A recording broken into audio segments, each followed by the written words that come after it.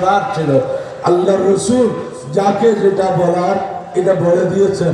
যখন মুনাফিকদের পরিচয় হয় নাই, হযরতে হুযায়ফা ইবনুল ইয়ামান রাদিয়াল্লাহু আনহুকে আল্লাহ সমস্ত মুনাফিকদের তালিকা ওনাকে বর্ণনা করে দিয়েছেন। এইজন্য ওনাকে বলে সাহেবু সিররে রাসূলুল্লাহ সাল্লাল্লাহু আলাইহি ওয়াসাল্লাম। বড় করে বলুন সুবহানাল্লাহ। সাহাবী সুন্নি থাকতে হলে সাহাবীর পরিচয় নিতে হবে, সাহাবীর আকীদা জানতে হবে, সাহাবীর আমল জানতে হবে। আর আজকে একটা ষড়যন্ত্র শুরু হয়েছে শিয়া সম্প্রদায়ের সাহাবীদের বিরুদ্ধে। সাহাবীকে বাদ করে ফেলছে।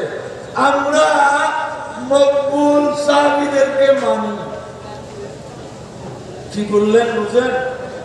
এরা বলতেছে কিছু সাহাবী গ্রহণযোগ্য আর কিছু সাহাবী গ্রহণযোগ্য নয়। জোরে জোরে নাউজুবিল্লাহ বলেন, আরো জোরে বলুন নাউজুবিল্লাহ। আমি তাদেরকে বললাম ঠিক আছে, তোমরা যখন বাদ করছো তালিকাটাও তোমরা করো যে মকবুল সাহাবী সাহাবা কারা কারা, বাইরে মকবুল কারা কারা, তখন তোমার পরিচয় পাওয়া যাবে তুমি কে। বাহার রঙে কেখাহি জানাবে তো মানান্দাজে কদর প্রাণী। ফার্সি কবি বলছেন তুমি পোশাক সেইটাই বদলাও, আমি তুমি আওয়াজ করলেও বুঝবো, এক কদম হাঁটলেও চিনবো। অতএব পোশাক বদলায় লাভ হবে না। বাহার রঙে কেখাহি জানাবি পোষ মানান্দাজে কদর প্রাণী শনাসে। আল্লাহর কাছে শুকর করেন, একটা হক্কানি দরবারের গোলামীর সৌভাগ্য হয়েছে। সুবহানাল্লাহ। যেইখানে আপনার ঈমান আকীদা নিরাপদ থাকবে, এখানে কোনো সন্দেহ নেই। এরপর যদি আপনি নিজেকে আমলের পর্যায়ে কামিয়াব করতে পারেন তো আল্লাহ রসুলের দরবারের সান্নিধ্য নিশ্চিতভাবে অর্জিত হবে। আল্লাহ তাআলা সে তৌফিক আমাদের সবাইকে দান করুন।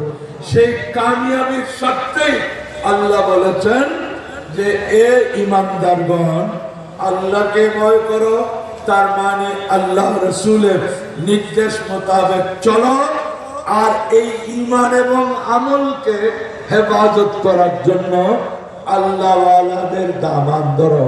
কোনো মাসওয়াদিন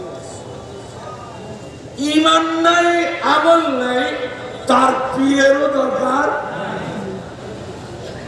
যার ঘরের বেড়া ভাঙা,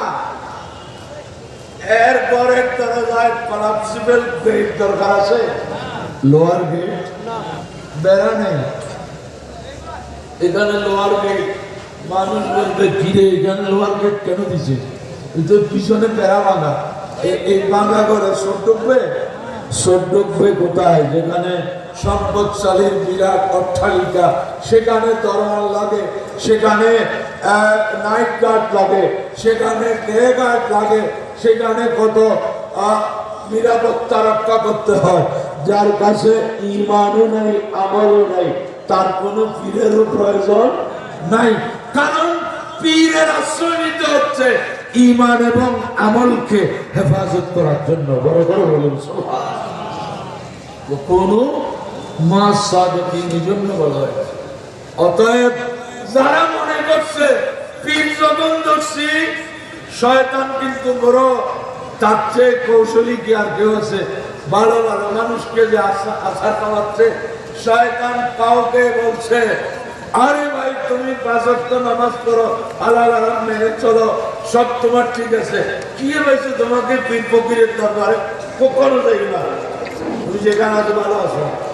এ বলে ফটো তো ঠিক, আমি 5 ওয়াক্ত নামাজ পড়ি, রোজা নামাজ করি,